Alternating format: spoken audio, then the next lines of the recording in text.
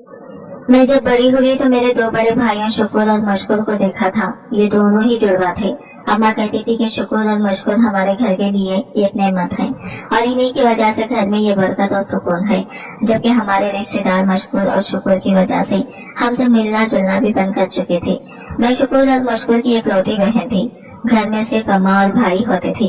एक रात मेरी आंख खुली तो अब्बा को बिस्तर पर ना पाकर मैं बहुत परेशान हो गई थी। भाई भी ऐसे थे जिनका चलना फिरना वैसे ही मुश्किल था, क्योंकि काफी सारे काम अम्मा खुद करती थी। पिछले साल ही तो उन्होंने चलना शुरू किया था। अब ऐसे भाई किसी बहन की हिफाजत क्या करेंगे जिनके अपने जिस्म छोटे हो और वो ठीक से चल फिर भी ना सकते हो। मेरा दिल जोर जोर से धड़कने लगा, क्योंकि छत पर मुझे किसी के कदम रखने की आवाज आ रही थी। मैं चौंक कर उठ बैठी। मैंने देखा मेरे कमरे का दरवाजा भी खुला हुआ था। अम्मा कमरे में मौजूद नहीं थी। अल्लाह का नाम लेकर मैं कमरे से बाहर आई। अम्मा का और मेरा कमरा एक ही था। जब से अब्बा की वफात हुई थी तब से अम्मा मुझे अपने कमरे में साथ ही रखती थी, लेकिन पूरा घर खाली था। अम्मा को ना पाकर मुझे बहुत बेचैनी हुई थी। घर में खुला सा सहन था। मैंने जाकर घर के दरवाजे को देखा। घर का बैरूनी दरवाजा तो बंद था। इसका मतलब कि अम्मा घर में ही है। मैंने सारे घर की रोशनियां जला दी। इधर उधर देखा। मुझे महसूस हुआ कि छत का दरवाजा खुला हुआ है और अम्मा वहीं पर मौजूद है। मुझे रात के इस पहर छत पर जाना भी बहुत अजीब लग रहा था। बड़ी मुश्किल से जब मैं छत पर पहुंची तो देखा तो अम्मा जाए नमाज बिछाए अंधेरे में बैठी दुआ कर रही थी। इस वक्त मैं दबिया कदमों अम्मा के पास पहुंची। ये देखकर मुझे हैरत हुई थी कि अम्मा अल्लाह से रो रो कर अपने किसी गुनाह की माफी मांग रही थी। या अल्लाह, मैं बहुत गुनहगार हूँ, मगर तुम मेरी गलती की सजा मेरी औलाद को मत देना। अम्मा के आंसू देखकर मुझे लगा जैसे कि वो अपने किसी बहुत बड़े गुनाह पर पछता रही हो। पर इतनी देर औरत भला क्या गुनाह कर सकती है? मेरा दिल मुसलसल ये सोचने पर मजबूर कर रहा था। इतने में अम्मा को कंधे से पकड़कर हिलाया तो अम्मा ने चौंक कर मेरी तरफ देखा। वो हड़बड़ा गई थी जैसे मुझे यहाँ आने की तौखा ना हो। को तुम यहाँ क्यों आई हो? तुम्हें मैंने 100 बार कहा है, अगर मैं कमरे में ना हूँ तो अंदर से दरवाजे को बंद कर लिया करो। यहाँ छत पर आने की जरूरत थी। भला चलो नीचे चलो, जवान लड़की हो तुम, तुम्हें अपनी हिफाजत अब खुद करना पड़ेगी। शुक्र और मुश्किल तो इस हालत में नहीं कि अपनी बहन को संभाल सके। अम्मा अपनी आंखों से आंसू पोंछते नीचे आ रही थी और मुझे अभी तक समझ नहीं आ रहा था कि अम्मा अपने गुनाहों की माफी क्यों मांगती है। हालांकि मोहल्ले में अम्मा की बहुत ज्यादा इज्जत थी। हर कोई इन्हें कदर की निगाह से देखता था। मोहल्ले के बच्चे इनके पास कुरान पाक पढ़ने के लिए आते थे, लेकिन अम्मा कभी किसी से कोई बात नहीं करती थी। बस हर वक्त रोती और पछताती रहती। कभी कभी शुक्र और मशकुर की तरफ देखकर अम्मा की आंखों से आंसू रवा हो जाते और कहते कि मेरे बच्चों को मेरे गुनाहों की सजा मिली है।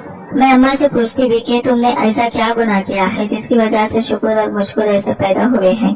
तब अम्मा खामोश हो जाती और जाकर कमरे का दरवाजा अंदर से बंद कर लेती। मुझे अब अम्मा की बातों पर बहुत ज्यादा गुस्सा आने लगा। वो खामखा ही खुद को कोसती है। मैंने एक दिन सोचा और ये बातें इनसे पूछना छोड़ दी थी, लेकिन जिंदगी में इंसान को कभी सुकून नहीं आता। लोग सुकून और चैन से जीने भी कब देते हैं। इस दिन मेरी फूफू घर आई। फूफू हमारे घर में अपने बेटे की शादी की दावत देने आई थी। आते ही अम्मा को शादी का कार्ड पकड़ाकर बोली, जाहिदा तुम्हें शादी में जरूर आना है और हाँ, अपने बच्चों को भी लेकर आना। शुक्र और मुश्किल, वैसे भी तुम इन बेचारों की शादी की खुशी तो देख नहीं सकती। अच्छा है कि मेरी बेटों की शादी में ही तुम अच्छा सा जोड़ा पहन लेना और अपने सारे अरमान पूरे कर लेना। ये बात सुनकर अम्मा को कैसे गुस्सा आ गया। इनकी आंखें लाल हो गई। फूफू को ललकारते हुए बोली, तुमने ये कैसे सोच लिया कि मैं तुम्हारे बेटों की शादी में अरमान पूरे करूंगी? मेरे अपने भी माशाल्लाह से 2 बेटे हैं, मैं इनकी शादी क्यों नहीं करूंगी? फूफू ये बात सुनकर जोर से खड़खड़ा लगाकर हंस पड़ी। मैं भी इन्हें हक्का बक्का देख रही थी कि वो ऐसा क्यों कह रही है। अरे भाई, तुम अपने दोनों बेटों की शादियां करोगी कैसे, ये बताओ कि इनके तो जिस्म आपस में जुड़े हुए हैं, तो फिर इनकी शादी कैसे मुमकिन है? ये तो शादी हो ही नहीं सकती। फूफू हाथ पर हाथ धरे बैठी अम्मी का तमाशा देख रही थी। तब अम्मी ने वो बात की कि मुझे इन पर हैरत होने लगी, बल्कि लगा कि जैसे मैं कोई ख्वाब देख रही हूँ। हमीदा, तुम ज्यादा मत तोड़ो। ठीक 3 महीने के बाद मैं अपने दोनों बेटों की शादी करूंगी। शादी में तुम्हें भी दावत दूंगी और तुम्हें शादी में आना होगा। मेरे बेटों को तुम मामूली या घर बड़ा मत समझो। मौलवी अब्दुल्ला के बेटे हैं, कुंवारे नहीं मरेंगे। अल्लाह जन्नत नसीब करे मौलवी साहब को। कहते थे कि जो निकाह की सुन्नत पूरी किए बगैर मर गया, इसका तो जनाजा भी नहीं पढ़ाया जाता। तो बस मैं अपने बेटों के लिए निकाह की सुन्नत जरूर पूरी करूंगी। तुम्हें यकीन हो या ना हो, फूफू ये सुनकर हंसने लगी। अरे ये तो बताओ कि तुम इनमें से कौन से बेटे की शादी करेगी और क्या दूसरे बेटे को जहर का इंजेक्शन देकर मार दोगी? क्योंकि एक बेटे की शादी करोगी तो फिर वो अपने फराइज कैसे पूरे करेगा और दूसरा बेटा कहाँ जाएगा जिसका जिस्म इसके साथ ही जुड़ा है। पागल औरत, ऐसे बच्चों की शादियां नहीं की जाती। ये जिंदा है, तुमको इसी पर शुक्र अदा करना चाहिए, वरना तो ऐसे बच्चे इतना पल बढ़कर जवान ही नहीं होते। और तुम हो कि तुम्हें इनकी शादी की पड़ी है। खुदा का खौफ करो, मैं जा रही हूँ। मुझे लगता है तुम्हारा दिमाग सटिया गया है। शादी में आना हुआ तो आ जाना। फूफू ये कहकर हमारे घर से निकल गई थी। मैं अम्मा की तरफ देखने लगी। अम्मा के चेहरे पर अभी भी गुस्सा था। देख लेना सिद्रा, मैं अपने दोनों बेटों की शादियां करूंगी और शादियां भी ऐसी कि लोग देखते रह जाएंगे। अम्मा तुम क्या कर रही हो? हमारे पास न पैसा है, न घर है, न दौलत है, और फिर इन दोनों की शादी कैसे हो सकती है जबकि दिनों ही चार पाई पर पड़े हैं। फूफू की बात को दिल पर नहीं लेना चाहिए था। आपको मैंने कहा तो। अम्मा मुझे गुस्से से घूरती हुई अपने कमरे में चली गई और हमेशा की तरह कमरे का दरवाजा बंद कर दिया। मगर आज रात को मुझे अपने भाइयों के साथ वाले कमरे में ही सोना पड़ा था। अम्मा ने रात तक कमरे का दरवाजा नहीं खोला। मैं तो डरती ही रह गई कि पता नहीं क्या हो गया। अम्मा को पहले कभी इतना गुस्सा करते नहीं देखा था। मैंने खैर से इनके कमरे में जाने के बाद मैं शुक्र और मुश्कुर के कमरे में आई तो वो भी सो रही थी। मैं आज खुद इन्हीं के कमरे में सो गई थी। सुबह हुई तो बंद कमरे का दरवाजा खुला और कहने लगी, मैं अपने बेटों का रिश्ता ढूंढने जा रही हूँ। आज घर में सारा काम तुम्हें करना पड़ेगा, इसलिए तुम जरा ध्यान से काम करना और हाँ, दोपहर के लिए खाना बना लेना। अम्मा की बात सुनकर मुझे लगा कि अम्मा वाकई में पागल हो गई है। ऐसे बेटे का रिश्ता कौन देगा? मैंने अम्मा से पूछा, पर इनके सर पर तो जैसे जुनून तारे था। अम्मा घर से निकल गई। मैंने इनका भेजा नहीं किया, घर के काम जो करना था। खैर 1-2 हफ्ते अम्मा इसी तरह चक्कर लगाती रही। 2 हफ्ते के बाद जब फूफू हमारे घर आई तो फूफू के सामने अम्मा ये बम फोड़ा कि मैं नसीरुद्दीन के 2 बेटों से अपने 2 बेटों की शादियां कर रही हूँ और शादियां भी ऐसी कि तुम्हें भी आना पड़ेगा। अम्मी की यह बात सुनकर फूफू हक्का बक्का होकर इन्हें देखने लगी। भाभी आप ये क्या कर रही हैं? आपको पता भी है ना, वजीरुद्दीन तो बेचारा मजबूर है, लेकिन आपको क्या मसला है? आप क्यों खामखा शादी के नाम पर बेहयाई करने जा रही हैं? खुद सोचे कि दोनों बेटियों की बीवियां एक कमरे में कैसे रह सकती है। एक लड़के की बीवी दूसरे के लिए गैर महरम होगी, इसी तरह दूसरे का पहले की बीवी से पर्दा होगा। आपको हो क्या गया है? आप मेरी जिद में आकर इतना बड़ा निजाम तोड़ने जा रही हैं। आपको कोई एहसास नहीं है कि आप एक मोहल्ले में रहती हैं, लोग आपकी इज्जत करते हैं। कल को जब आप ये बात मोहल्ले में बताएंगी तो लोगों का रद्द अमल क्या होगा? पता है ना आपको? मुझे पता है, सब जानती हूँ मैं, और मुझे लोगों की परवाह नहीं। तुमने आना हो तो ठीक है, वरना नहीं भी आओगी तो ये शादी हो जाएगी। अच्छा ठीक है, मैं देखूंगी। ये कहकर फूफू तो चली गई, पर अम्मा बाकायदा शादी की तैयारियां करने लगी। अपने बेटों के लिए अच्छे से कपड़े लाई और फिर साथ ही साथ घर की सजावट भी शुरू हो गई। मुझे अम्मा की बातों पर अभी तक यकीन नहीं हो रहा था। मौलवी नसीरुद्दीन ने अपने जानने वालों में ये बात मशहूर कर दी थी कि वो मौलवी अब्दुल्ला के बेटों को रिश्ता दे रहा है। मौलवी अब्दुल्ला के बेटों को रिश्ता देने का मतलब जानते हो? लोग इससे पूछते तो वो टाल देता था, उसे किसी बात की परवाह नहीं थी। लेकिन फिर मुझे समझ आ गई थी कि नसीरुद्दीन इस शादी पर क्यों मान गया था। इसने तो एक ही महीने में अम्मा के हाथ पांव गिरा और कान खाली कर दिए थे। इनमें कोई जेवर नहीं था, तो नसीरुद्दीन तो इंतहाई चालाक और लालची आदमी था। इसने अम्मा को लूट लिया और बदले में अपनी बेटियों के रिश्ते दे दिए। उसे तो निकाह की नजाकत का अंदाजा नहीं था, लेकिन जब हमारे खानदान वालों को इस शादी का पता चला तो सब लोग अपने कानों को हाथ लगाने लगे। ताया अब्बू ने तो साफ कह दिया कि ये शादी नहीं, बेहयाई है, और इसमें इस बेहयाई की तकरीब में हरगिज शिरकत नहीं करूंगा। बाकी खानदान के भी काफी सारे लोगों ने इस शादी में आने से मना कर दिया था। इस रात अम्मा ने अपने घर में खीर बनाई, अपने दोनों बेटों को खिलाई और फिर मुझे भी दे दी। कहने लगी कि जाकर ये मोहल्ले में बांटाओ। मैंने देखा आज अम्मा के चेहरे पर एक अजीब सा सुकून था और 3 दिन के बाद शादी थी, मगर फिर भी अम्मा बहुत मुतमईन लग रही थी। इन्हें देखकर महसूस हो रहा था जैसे दिल में कोई बहुत बड़ी बात दबाए हुए हो। मगर जैसे ही मैं खीर बांटकर घर में वापस आई तो देखा कि घर में अम्मा नहीं थी। शुक्र और मुश्कुर अपने कमरे में थे, जबकि किचन में भी अम्मा नहीं थी।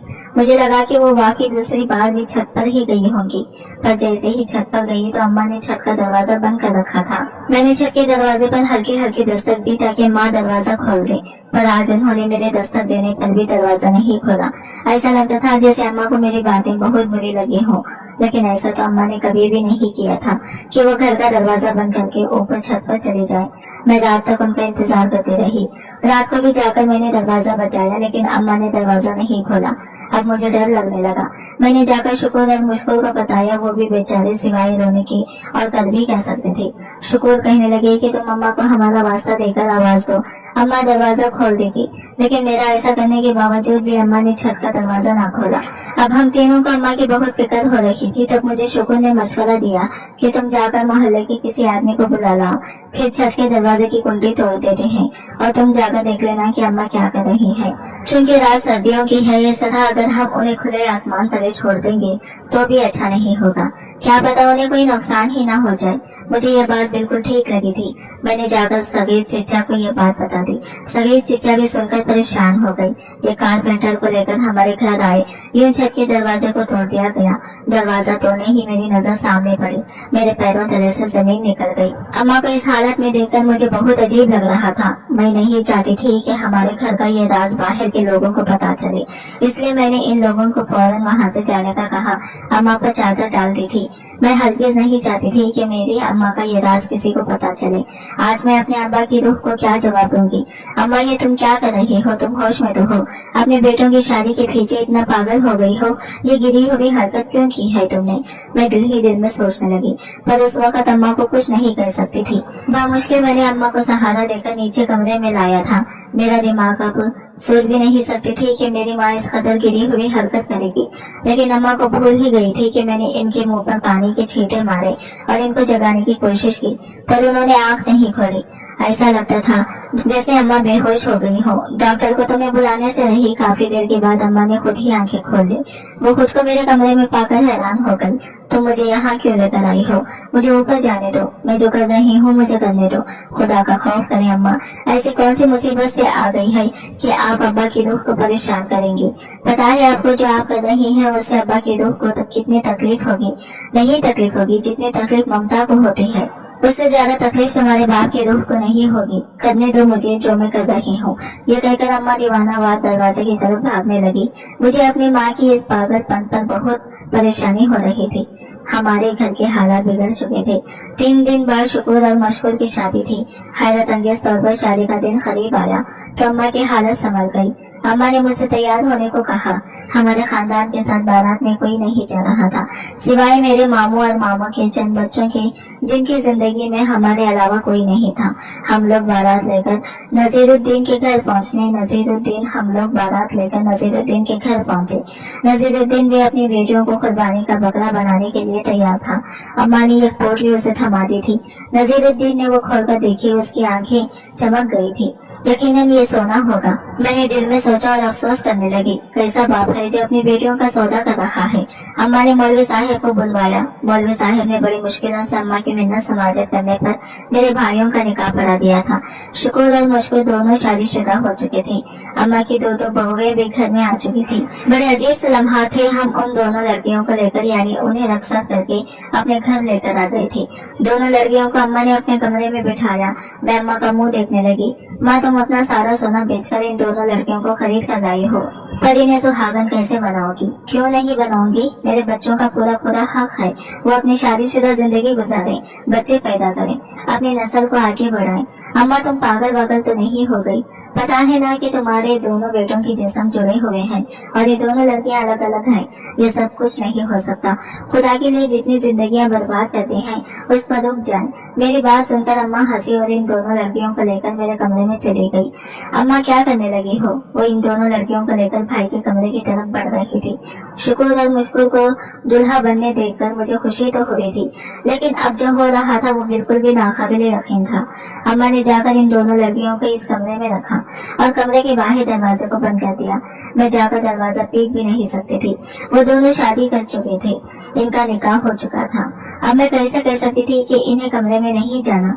अब अम्मा ही रह गई थी, जो कि छत पर चली गई थी। मैं उनके पीछे पीछे गई, मगर छत का दरवाजा हमेशा की तरह बंद था।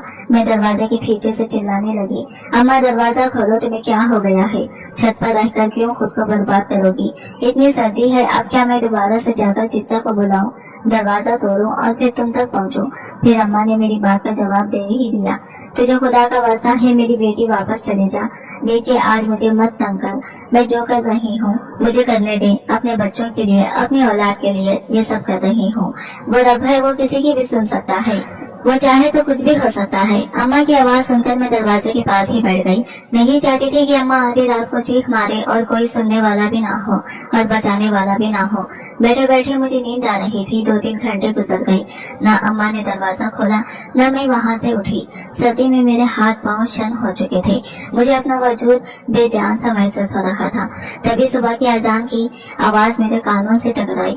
मैंने अजान पर अपने आप को झिंझोड़ते हुए उठाने की कोशिश की। अम्मा दरवाजा नहीं खोल रही थी। मोहल्ले में ये बार मैं तमाशा नहीं बनाना चाहती थी। जो कुछ पहले हो चुका था वही काफी था। मैं नीचे आ गई। सोचा कि शुक्र और मुश्किल से उनकी बात पूछूं, उनके साथ क्या हुआ और अब आगे क्या करना है। और सुबह तो जैसे मैंने अपनी जिंदगी का सबसे नाकाबिले यकीन मंजर देखा था। मैं क्या देखती हूँ, शुक्र और मुश्किल अपनी जगह पर अलग अलग खड़े हैं। उन्हें अपने सामने खड़ा देखकर मुझे लगा मैं कोई ख्वाब देख रही हूँ और इनकी बीवियां इनके साथ खड़ी नाश्ता बनाने में मदद कर रही थी। शुक्र ने आगे बढ़कर मुझे गले लगा लिया। वो बहुत खुश लग रहा था।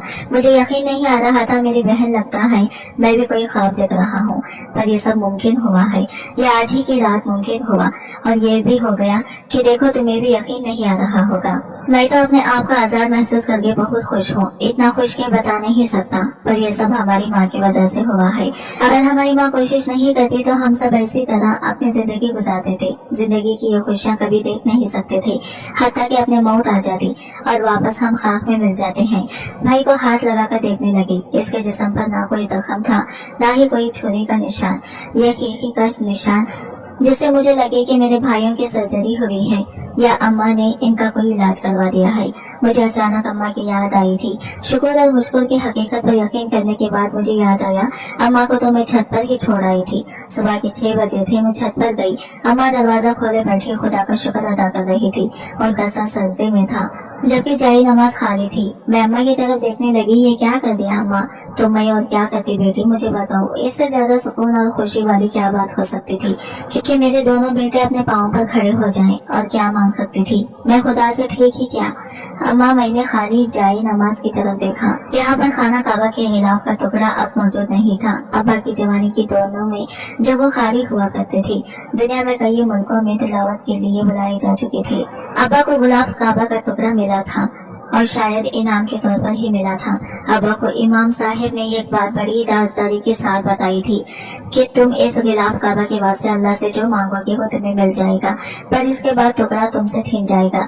फिर अल्लाह से दुआ तो कर सकते हो, लेकिन अपनी किसी नेक नीति और अमल का वास्ता देकर ये तुमसे छीन जाएगा। हाँ, एक बात याद रखना, कभी कोई बिलावजह की नाजायज ख्वाहिश के लिए इस गिलाफ का इस्तेमाल मत करना। अब्बा ने ये टुकड़ा अम्मा को दे दिया था। उसके बाद अम्मा ने उसे अपने पास ही रखा।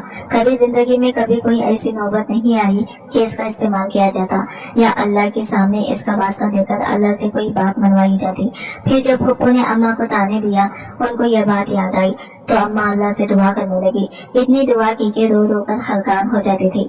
बिला आखिर गिलाफ काबा का वास्ता भी दे दिया और उस रात जब अम्मा की दुआ कबूल हुई तो गिलाफ का टुकड़ा अम्मा के सामने से गायब हो गया। यह अल्लाह का एक मौजिज़ा ही था, वरना मेरे भाइयों के साथ जो मसला था वो तो दुनिया का बड़ा से बड़ा डॉक्टर भी हल नहीं कर सकता। मेरे दोनों भाई अपने अपने बीवियों के साथ खुश हैं, लेकिन मुझे कभी कभी उनकी पुरानी हालात याद आती है तो यकीन नहीं आता। ऐसा लगता है कि या तो वो लम्हा ख्वाब था या ये जवाब वक्त गुजार रहे हैं वो ये ख्वाब है। आज की वीडियो कहानी आपको कैसे लगी कमेंट करके जरूर बताएं। अगर वीडियो अच्छी लगी है तो लाइक शेयर जरूर कीजिएगा। हमारे चैनल को सब्सक्राइब करें फ्रेंड्स। मिलता है अगली वीडियो के साथ, तब तक अल्लाह हाफिज।